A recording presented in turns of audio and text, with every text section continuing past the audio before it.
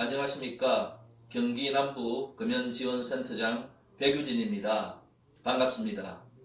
이 사업장에서의 흡연은 생산성 저하 그리고 산업재해의 발생 가능성을 굉장히 높인다고 되어 있고요.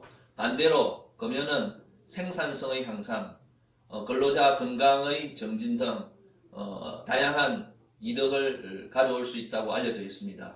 이번 강좌를 통해서 생산 현장에서의 금연의 중요성을 다시 한번 인식하는 계기가 되기를 희망합니다. 감사합니다.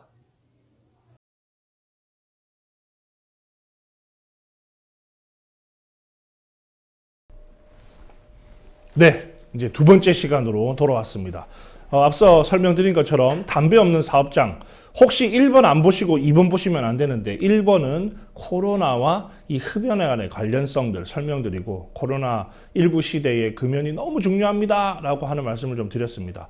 자, 이제는 담배 없는 사업장을 만들기 위해서 우리가 어떤 일들을 해야 되느냐. 사실 제가 구체적인 사례를 설명드린다기보다는 담배 없는 사업장을 만드는 것이 중요합니다라고 하는 것에 초점을 맞춰서 또 짧게 여러분들에게 좀 설명을 드리도록 하겠습니다. 담배 없는 사업장 만들기, 흡연과 생산성의 관련성.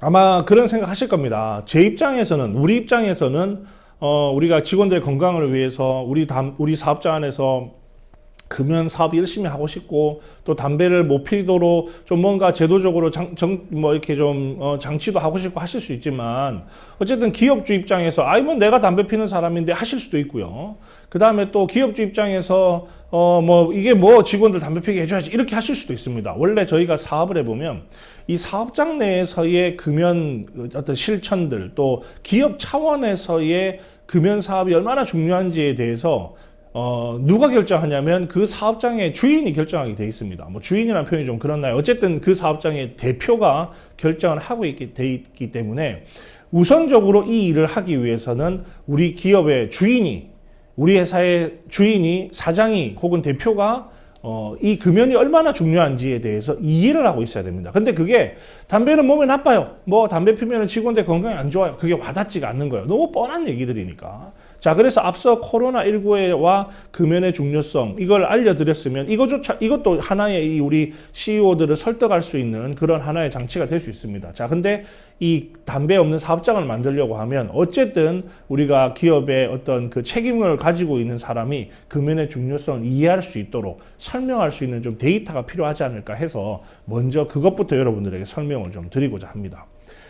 영어로 되어 있고 작은 글씨로 되어 있어서 여러분들에게 일일이 설명하고 싶은 내용은 아니고요. 어쨌든 핵심은 그겁니다. 흡연자와 비흡연자, 우리 일하는 직원들 중에서 두 군을 비교했을 때 업무량, 업무의 질, 업무의 효율을 평가해 봤더니 당연히 우리가 이런 이제 주제의 얘기를 하고 있으니까 흡연자가 비흡연자보다는 모든 면에서 다 떨어진다. 흡연하시는 분들이 들으시면 좀 기분이 안 좋을 수 있지만 어쨌든 이런 연구 결과들은 제가 지금 한 편의 사례를 가져왔지만 쌓일 만큼 많은 연구 결과들이 있습니다. 자, 근데 이 논문은 어쨌든 이렇게 그 그림만 제가 하나 설명을 좀 드리면 하얀색 그래프는 이제 그 과거 흡연자, 이게 포멀 스모커라고 되어 있는데 어쨌든 아예 담배를 안 폈거나 이미 담배를 이제 금연하게 되신 분들의 데이터이고 컬런 스모크가 검정색입니다. 이건 현재 흡연자를 말하는 거고요.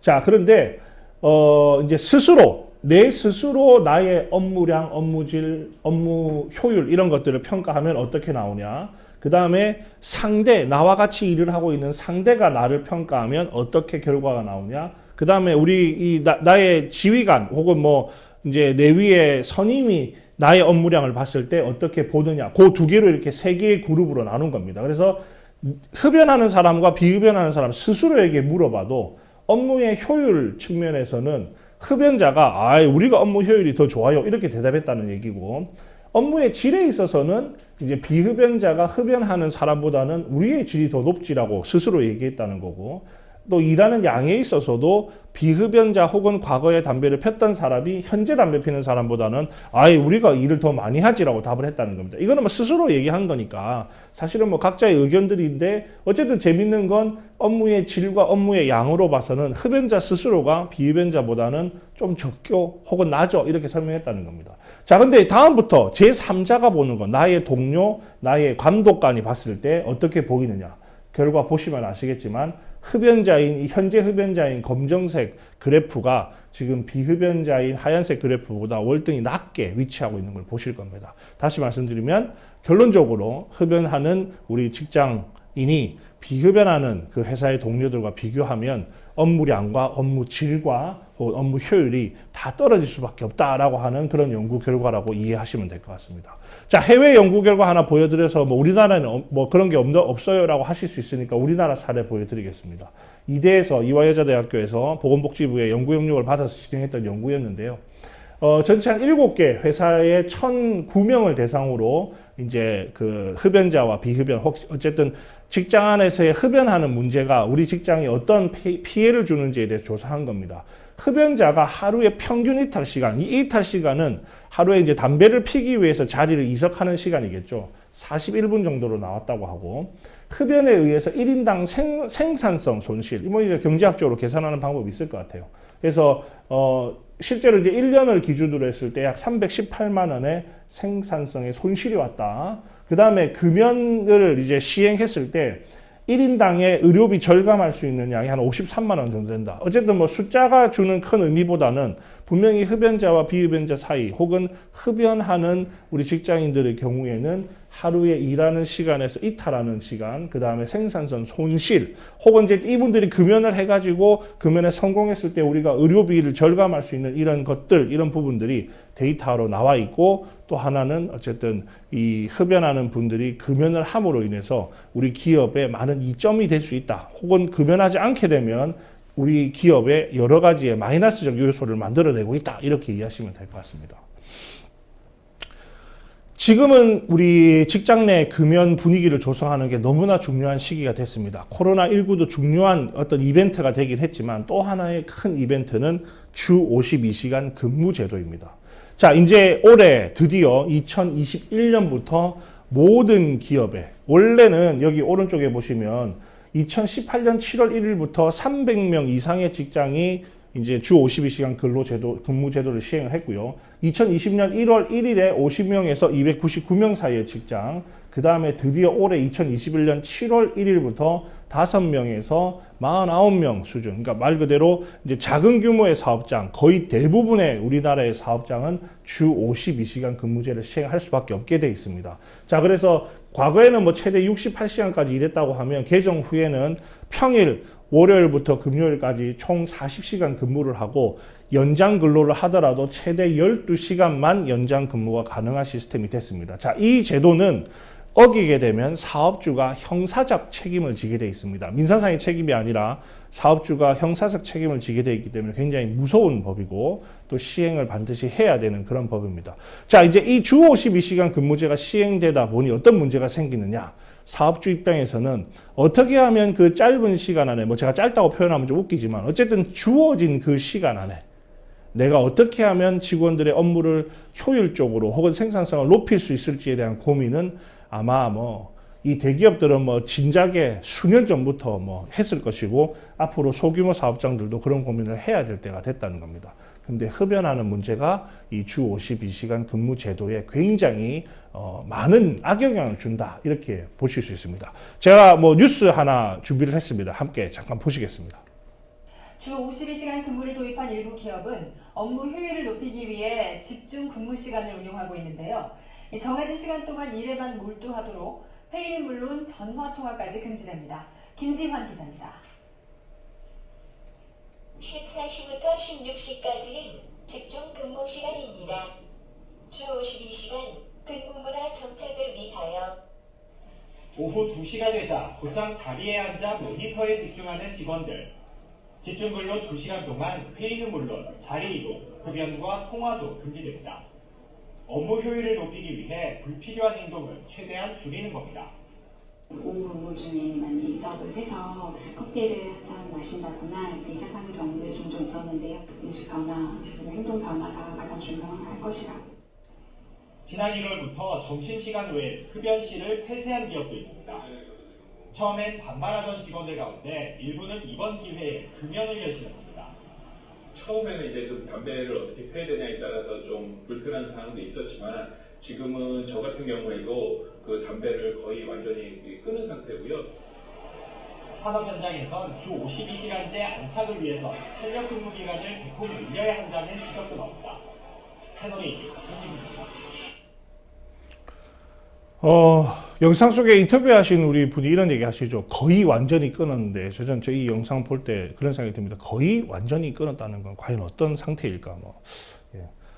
제 생각에는 완전히 끊은 건 아닌 것 같은데, 인터뷰하시니까 완전이라고 또 넣은 것 같기도 하고. 어쨌든, 자, 지금 보신 것처럼 이제 주 52시간 제도가 시행되게 되면 결국은 효율적인 근무 환경을 만들어야 되고, 그렇게 해서 탄생한 것이 바로 집중 근무 시간 제도입니다. 적어도 몇 시부터 몇 시 사이에는 정말로 오로지 회의도 하지 말고 전화도 받지 말고 돌아다니지도 말고 커피도 마시지 말고 근무 시간에 집중해라, 이렇게 하는 제도가 시행이 되고 있는 거죠. 이미 2018년 7월부터 시행했던 대기업 중심으로 이 제도는 뭐 벌써 몇 년이 지나서 안착이 되어 있다고 보셔도 됩니다. 저도 뭐 공공기관에서 근무를 하고 나온 사람이지만 공공기관 안에서도 이미 작년부터 이런 제도들이 시행이 되고 있습니다. 자, 이제 여러분들이 속해 있는 조직들, 이미 하고 있는 것도 있겠지만 뭐 소규모 사업장 같은 경우는 올해 7월부터 반드시 하셔야 되기 때문에 이 흡연 문제를 어떻게 다룰 것인가 훨씬 더 관심 있게 지켜보시고, 또 어떻게 하면 직원들의 금연 문화를 만들어주고 도와줄 것인지에 대한 고민을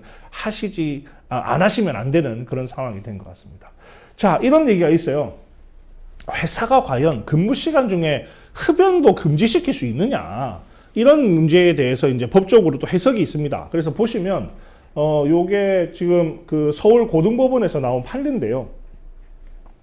회사는 근로자가 부담하는 성실한 근로 의무 내지 직무 전념 의무에 근거해서 근무 시간 중에 근로자의 사적 활동을 금할 수 있으며 흡연을 위한 근무 장소 이탈도 금지할 수 있음. 나름 이제 이 14년도에 그 직원이 직무 전념 의무라고 하는 그런 근거를 통해서 금연을 금지시키는 것이 어떻게 보면 타당할 수 있다라고 하는 어떤 해석을 하고 있는 겁니다. 자, 분명히 이제 이런 논쟁이 일어날 겁니다. 주 52시간 근무제도를 할 수밖에 없고, 그러려고 하니 흡연으로 인한 이석이 너무 많아지고 근무를 집중적으로 할 수 없고, 이런 상황이 되면 이게 뭐 제도적으로 우리가 뭔가 좀 강제화할 수 있냐, 이런 고민들을 하실 때 한번 참고하실 수 있도록 이런 어떤 판례의 사례를 하나 설명을 좀 드렸고요.